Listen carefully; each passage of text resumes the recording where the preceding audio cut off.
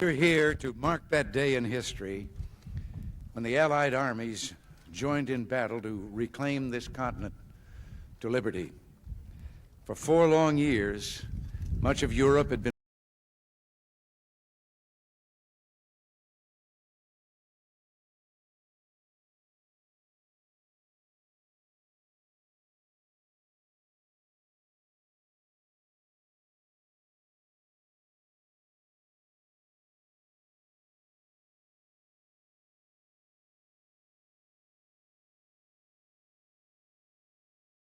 For 4 long years, much of Europe had been under a terrible shadow. Free nations had fallen. Jews cried out in the camps. Millions cried out for liberation. Europe was enslaved, and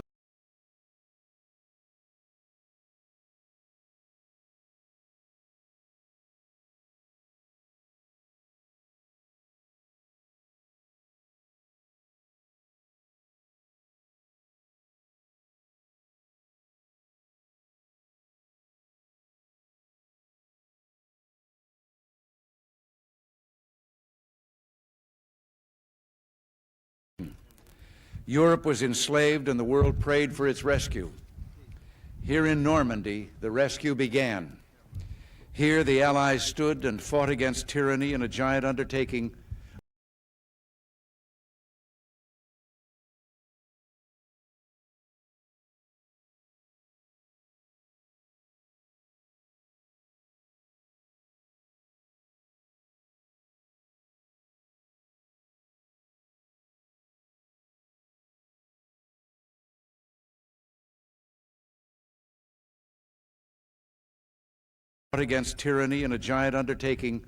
unparalleled in human history. We stand on a lonely, windswept point on the northern shore of France. The air is soft, but 40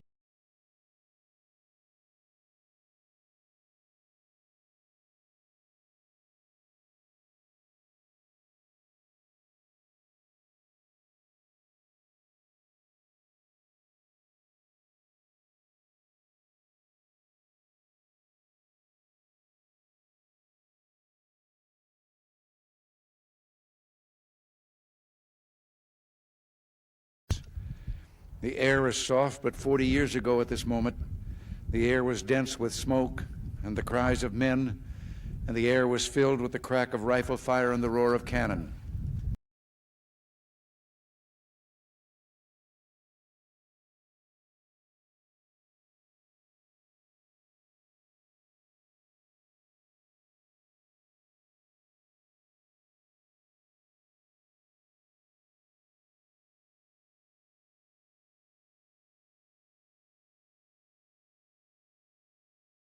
Rifle fire and the roar of cannon.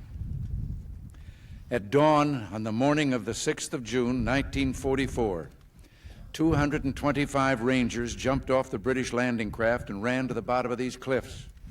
Their mission was one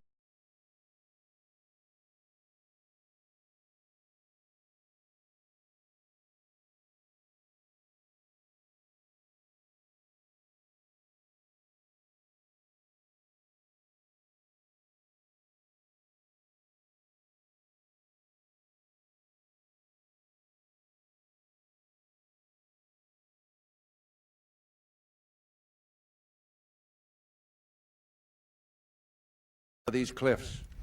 Their mission was one of the most difficult and daring of the invasion, to climb these sheer and desolate cliffs and take out the enemy guns.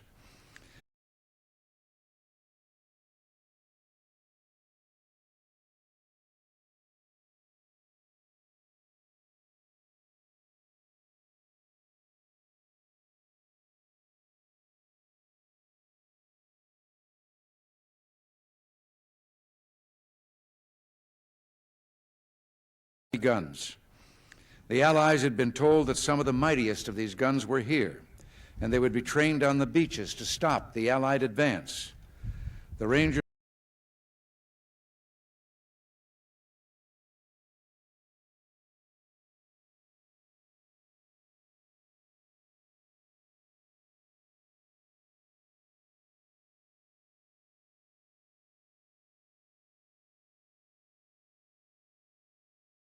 to stop the Allied advance. The Rangers looked up and saw the enemy soldiers at the edge of the cliffs shooting down at them with machine guns and throwing grenades.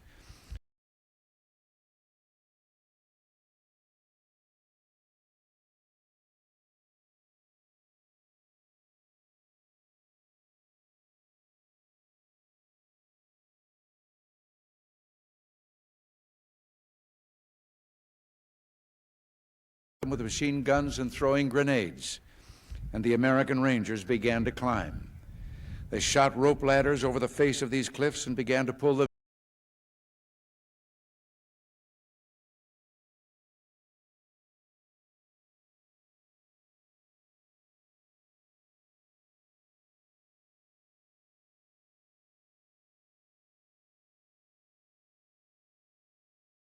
of these cliffs and began to pull themselves up.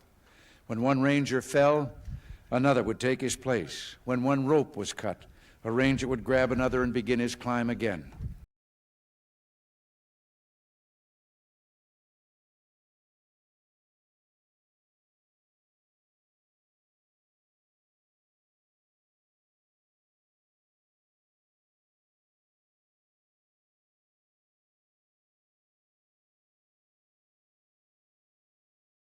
And begin his climb again.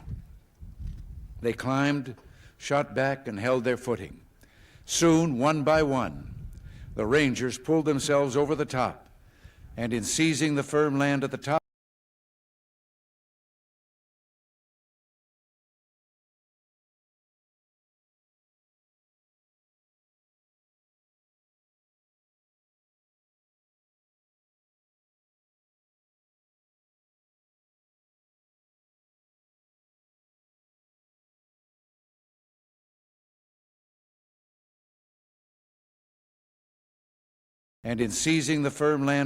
of these cliffs, they began to seize back the continent of Europe. 225 came here. After 2 days of fighting, only 90 could still bear arms.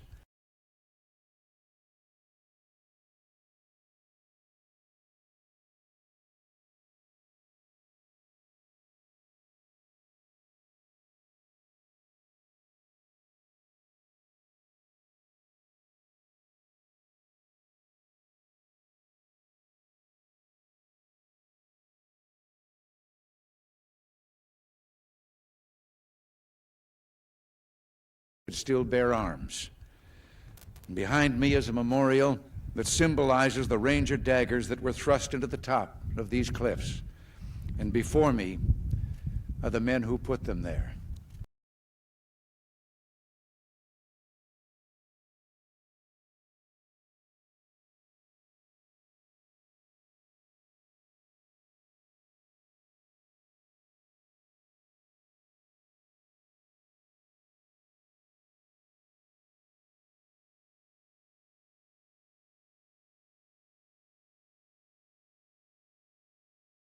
Before me are the men who put them there.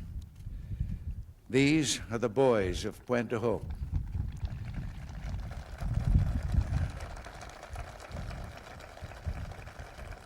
These are the men who took the cliffs. These are the champions who helped free a continent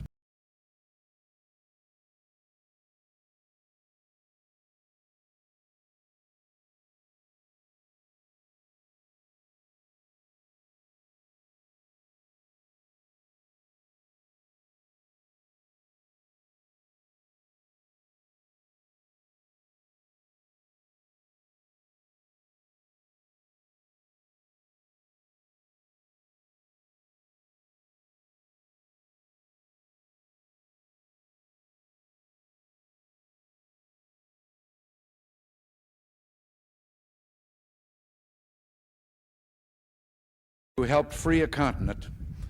And these are the heroes who helped end a war.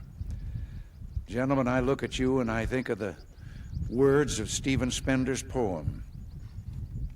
You are men who in your, quote,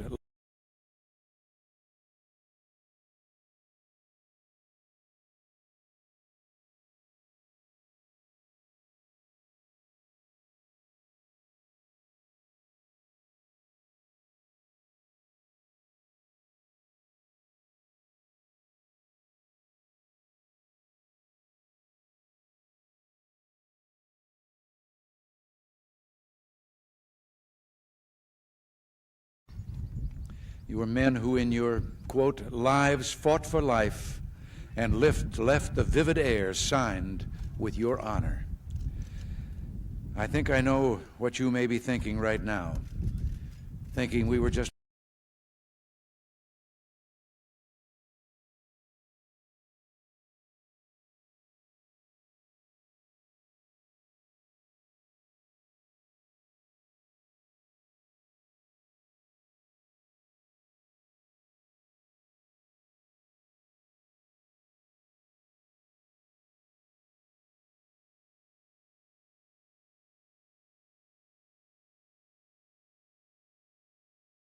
thinking right now, thinking we were just part of a bigger effort. Everyone was brave that day.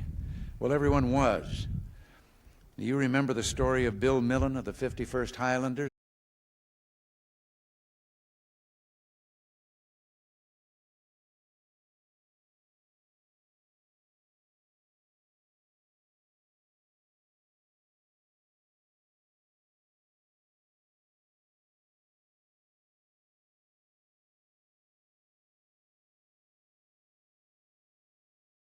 Bill Millen of the 51st Highlanders.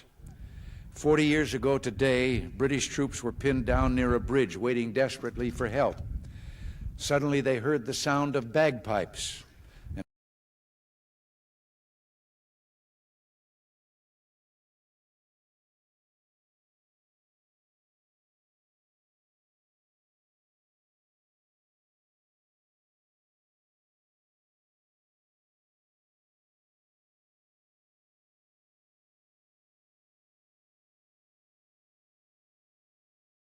They heard the sound of bagpipes, and some thought they were dreaming. Well, they weren't. They looked up and saw Bill Millen with his bagpipes leading the reinforcements, and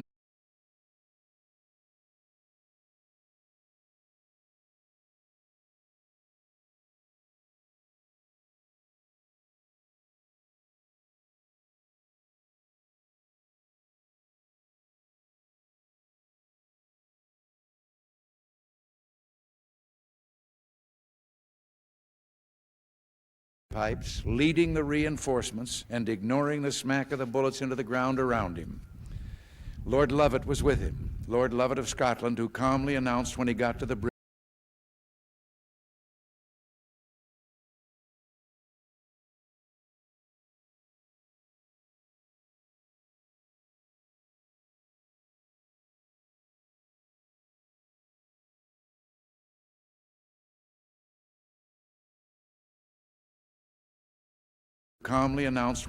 bridge, sorry, I'm a few minutes late, as if he'd been delayed by a traffic jam, when in truth he'd just come from the bloody fighting on Sword Beach, which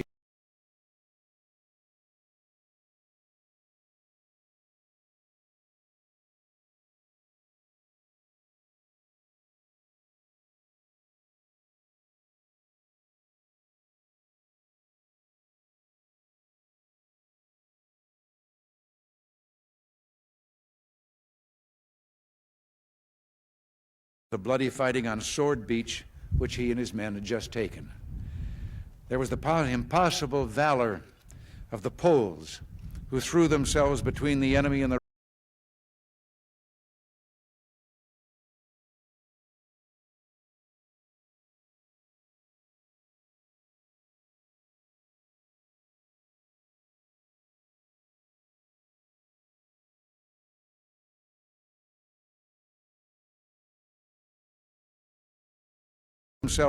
the enemy and the rest of Europe as the invasion took hold. And the unsurpassed courage of the Canadians, who had already seen the horrors of war on this coast. They knew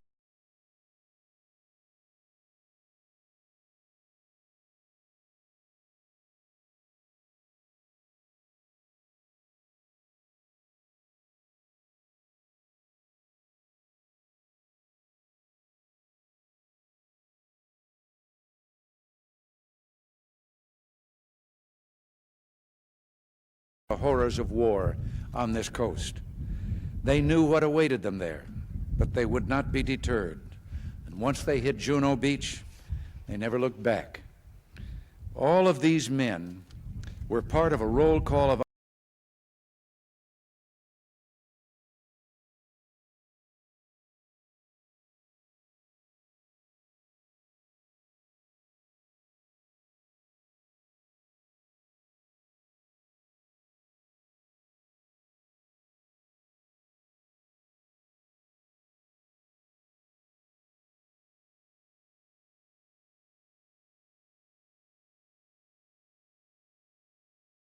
these men were part of a roll call of honor with names that spoke of a pride as bright as the colors they bore.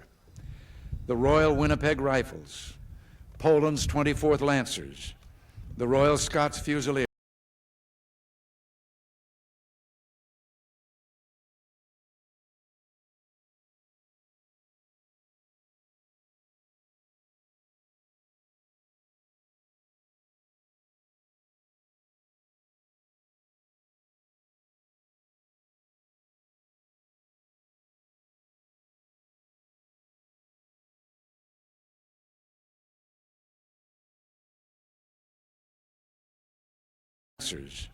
the Royal Scots Fusiliers, the Screaming Eagles, the Yeomen of England's armored divisions, the forces of Free France, the Coast Guard's Matchbox Fleet, and you, the American Rangers.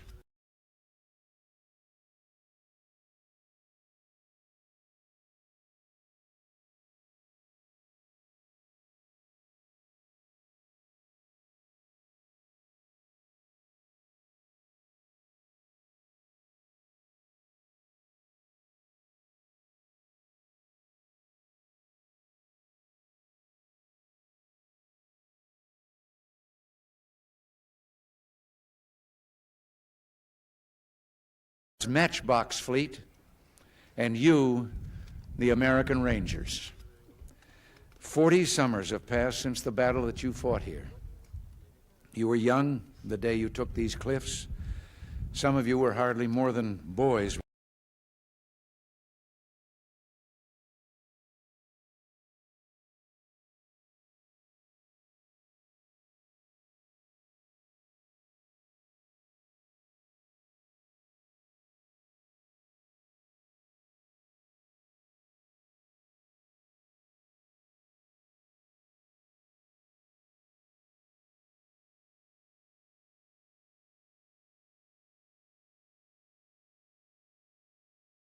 Some of you were hardly more than boys with the deepest joys of life before you, yet you risked everything here. Why? Why did you do it? Well, what impelled you to put aside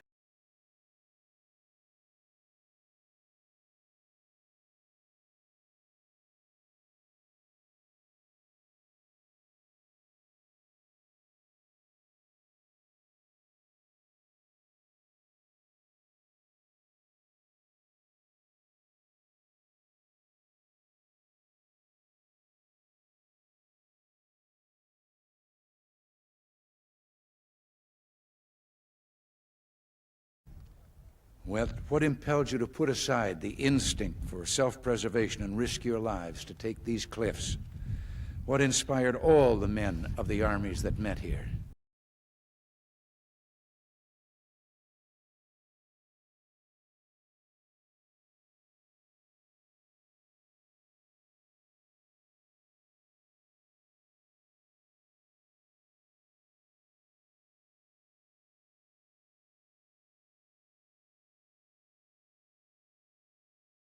That met here. We look at you and somehow we know the answer. It was faith and belief. It was loyalty and love. The men of Normandy had faith that what they were doing was right.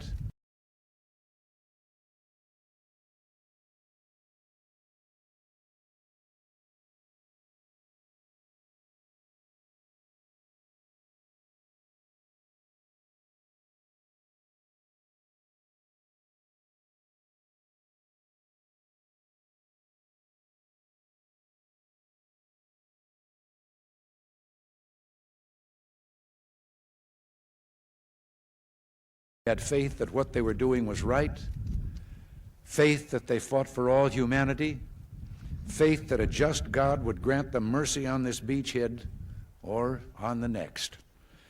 It was the deep knowledge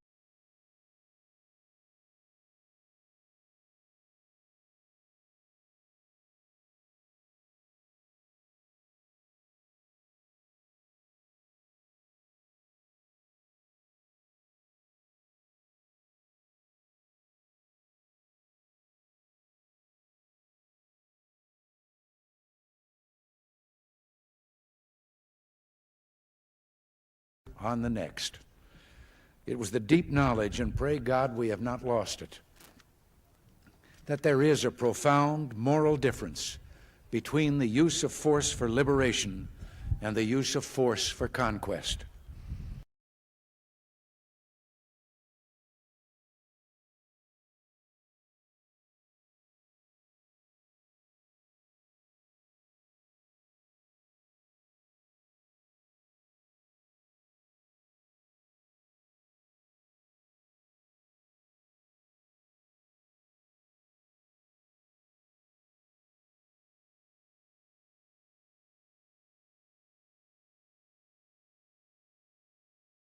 Liberation and the use of force for conquest.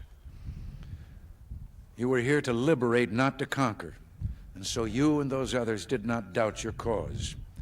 And you were right not to doubt. You all knew that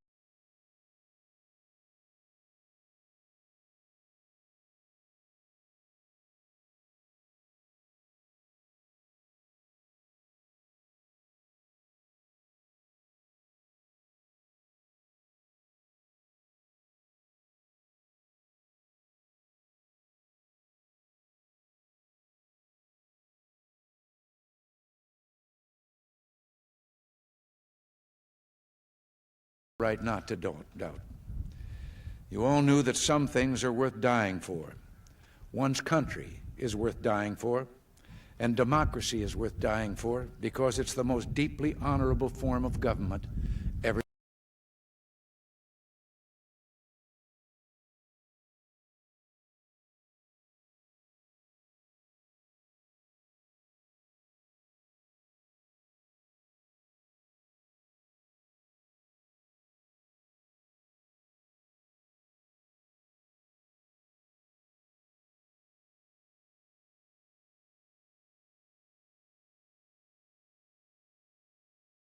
Most deeply honorable form of government ever devised by man. All of you loved liberty. All of you were willing to fight tyranny. And you knew the people of your countries were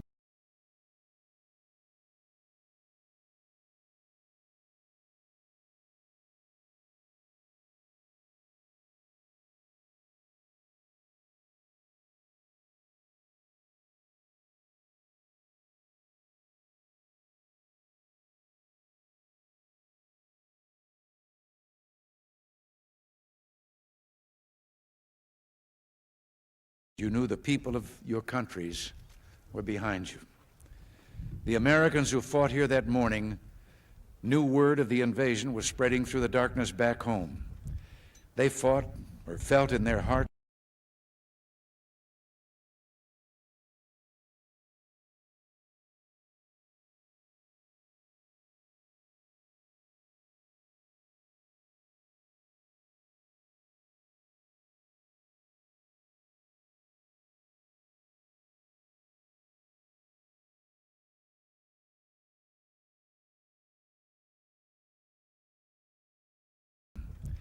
They fought or felt in their hearts, though they couldn't know in fact, that in Georgia they were filling the churches at 4 a.m. In Kansas, they were kneeling on their porches and praying.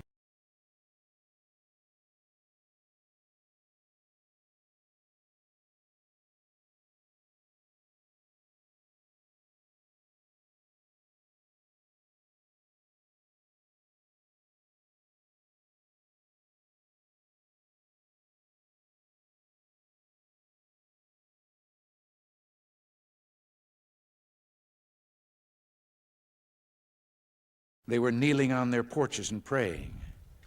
And in Philadelphia, they were ringing the Liberty Bell. Something else helped the men of D-Day, their rock-hard belief that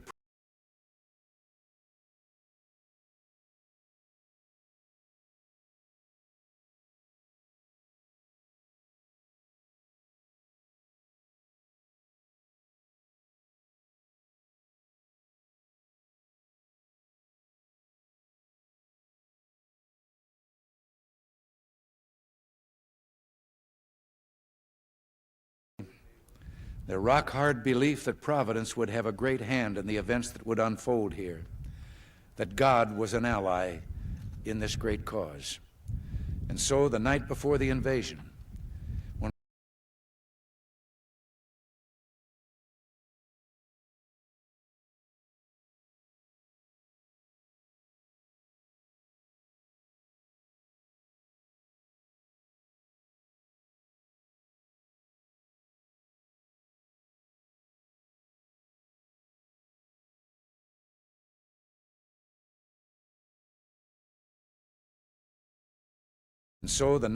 the invasion, when Colonel Wolverton asked his parachute troops to kneel with him in prayer, he told them, "Do not bow your heads, but look up so you can see God and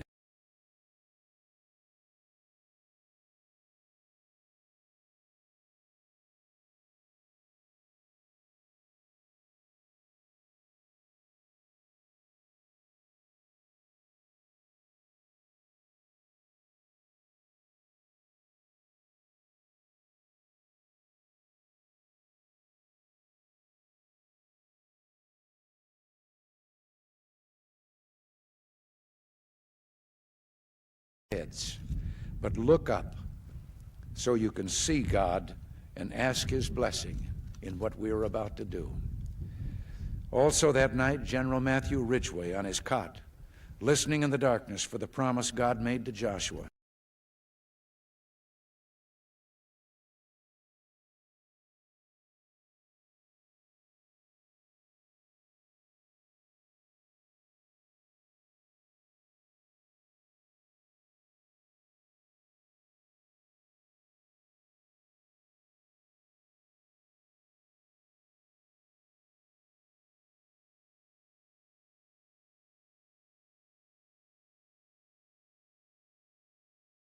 Darkness for the promise God made to Joshua. "I will not fail thee nor forsake thee." These are the things that impelled them. These are the things that shaped the unity of the Allies. When the war was over,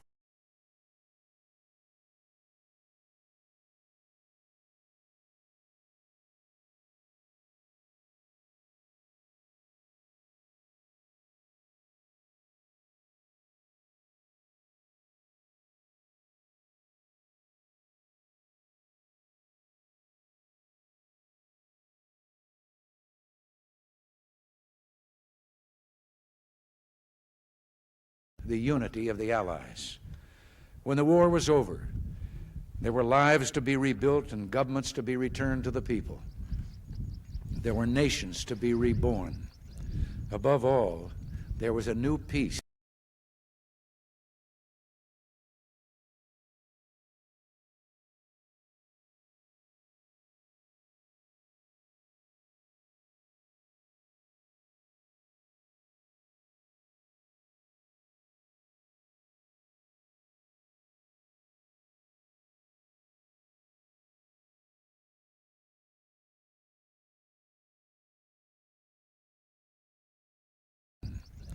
Above all, there was a new peace to be assured. These were huge and daunting tasks, but the Allies summoned strength from the faith, belief, loyalty, and love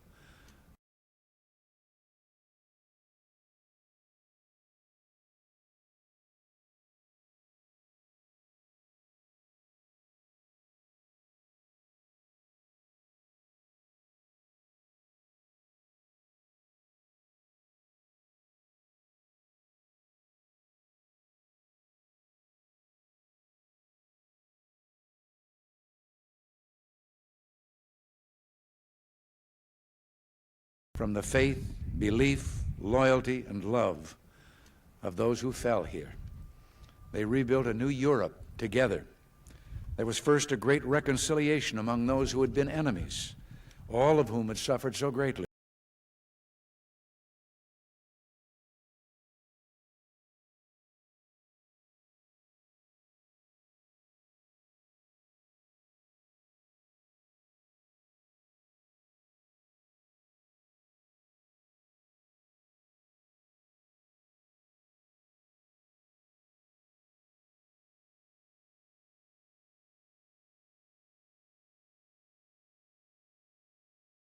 Had been enemies, all of whom had suffered so greatly. The United States did its part, creating the Marshall Plan to help rebuild our allies and our former enemies. The Marshall Plan led to the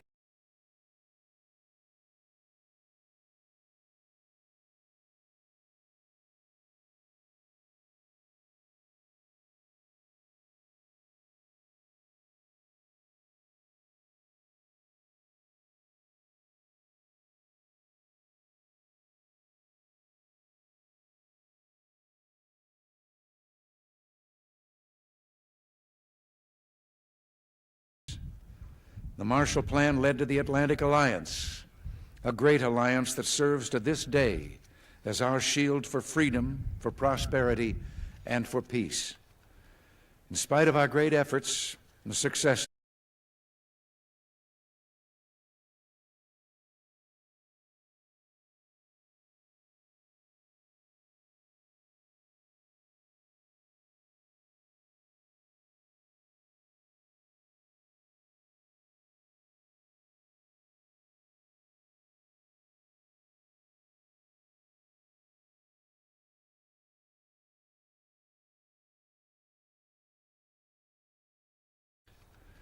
In spite of our great efforts and successes, not all that followed the end of the war was happy or planned. Some liberated countries were lost.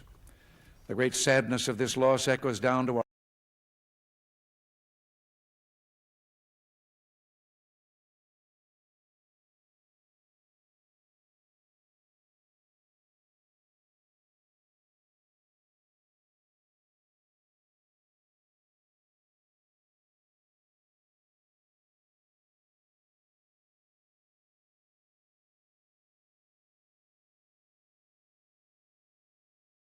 sadness of this loss echoes down to our own time in the streets of Warsaw, Prague, and East Berlin.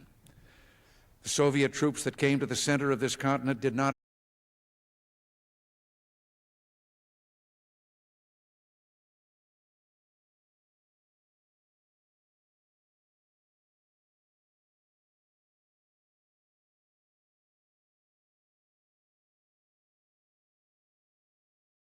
to the center of this continent did not leave when peace came.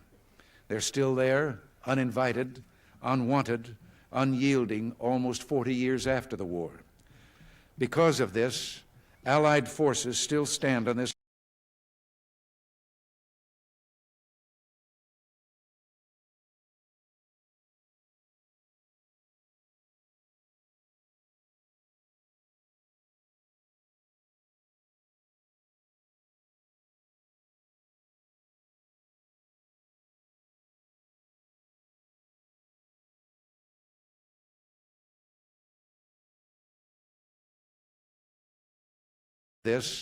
Allied forces still stand on this continent.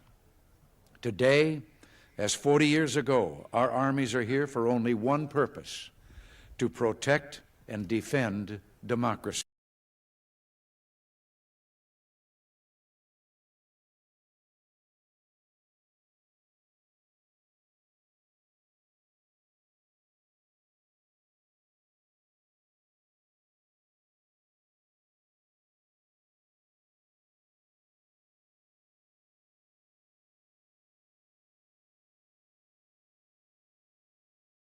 Defend democracy.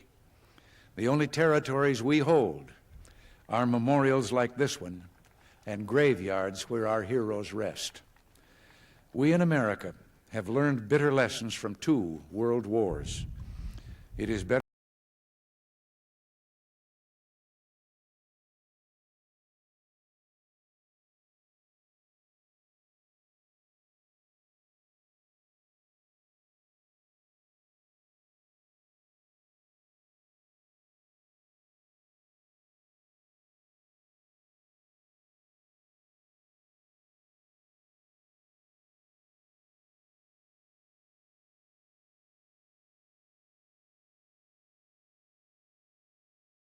lessons from 2 world wars.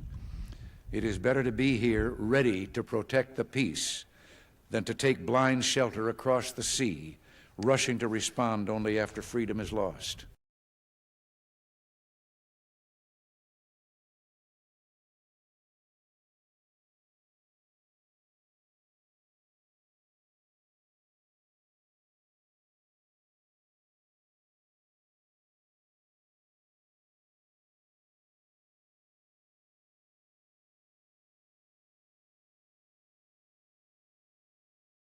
After freedom is lost. We've learned that isolationism never was and never will be an acceptable response to tyrannical governments with an expansionist intent. But we try always to be prepared.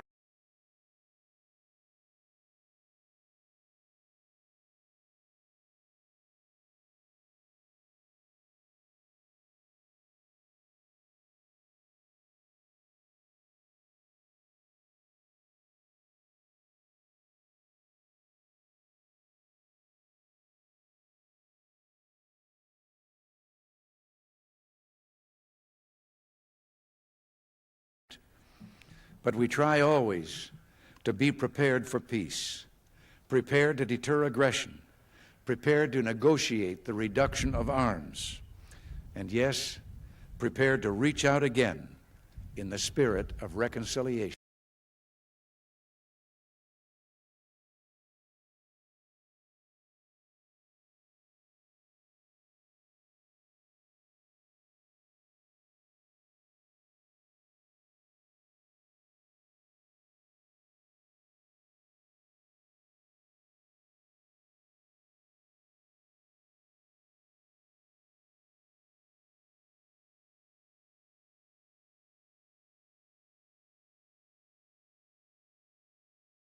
In the spirit of reconciliation.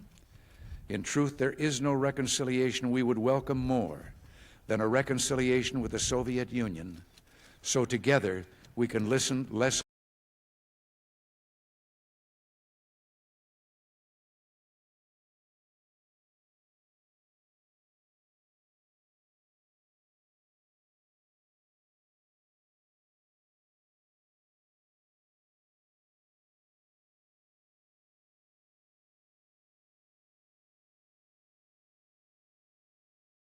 Union, so together we can lessen the risks of war now and forever. It's fitting to remember here the great losses also suffered by the Russian people during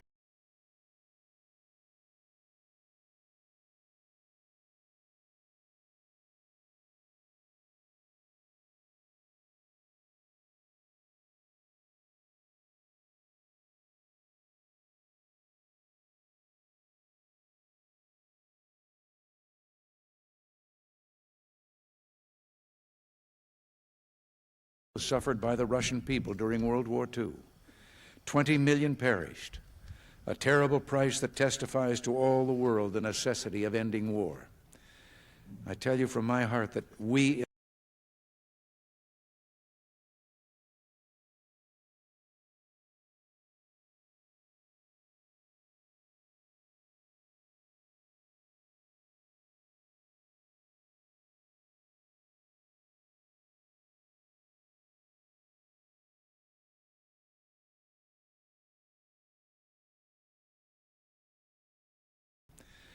I tell you from my heart that we in the United States do not want war. We want to wipe from the face of the earth the terrible weapons that man now has in his hands. And I tell you, we are ready to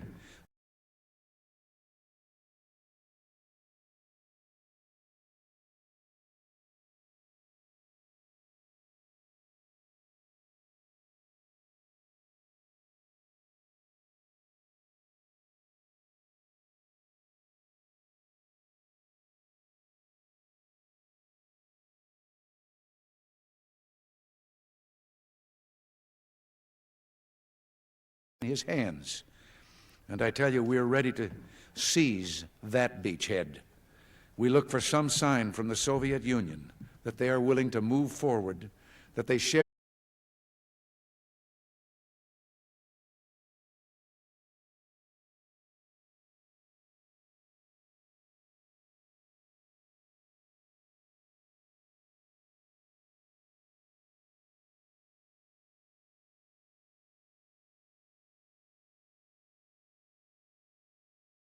willing to move forward, that they share our desire and love for peace, and that they will give up the ways of conquest. There must be a changing there that will allow us to turn our hope into action.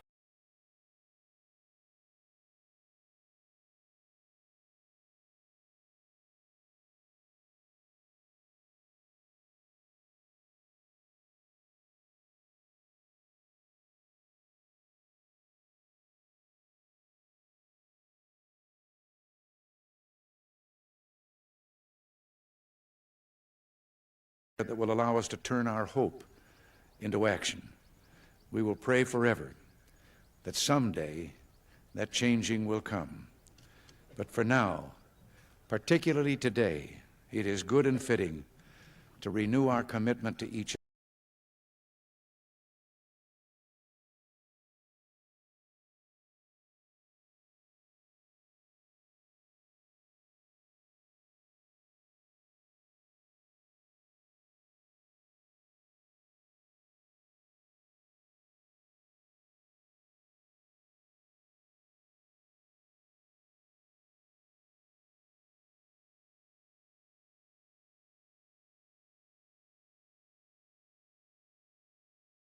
Fitting to renew our commitment to each other, to our freedom, and to the alliance that protects it. We're bound today by what bound us 40 years ago, the same loyalties, traditions, and beliefs.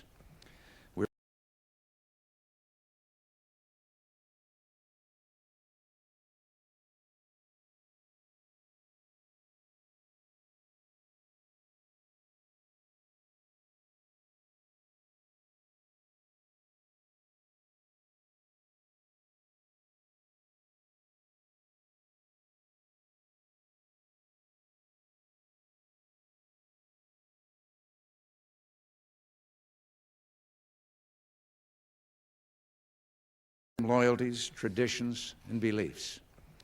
We're bound by reality.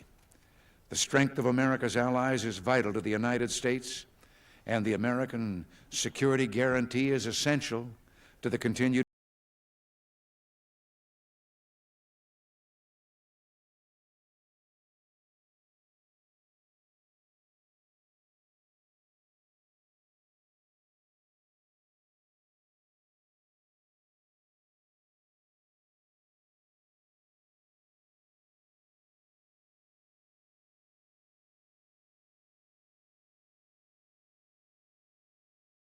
guarantee is essential to the continued freedom of Europe's democracies. We were with you then, we're with you now. Your hopes are our hopes, and your destiny is our destiny. Here in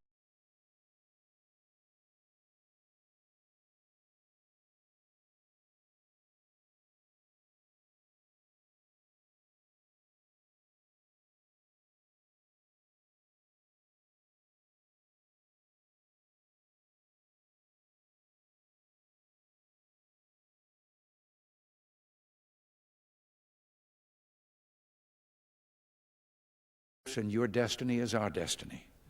Here in this place where the West held together, let us make a vow to our dead. Let us show them by our actions that we understand what they died for.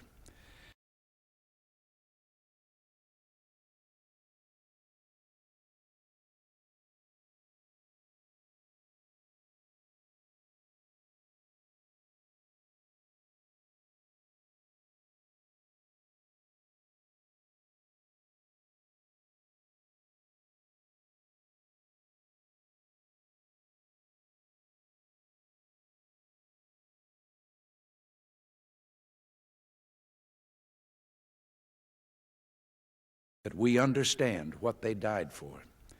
Let our actions say to them the words for which Matthew Ridgway listened. I will not fail thee nor forsake thee. Strengthened by their courage, heartened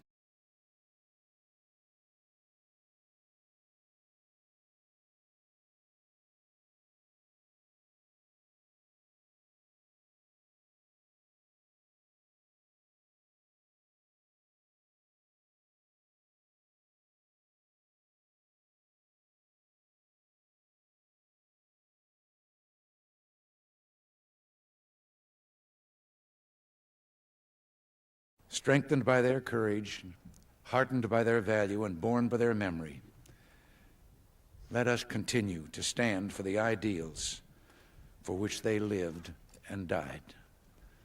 Thank you very much, and God bless you.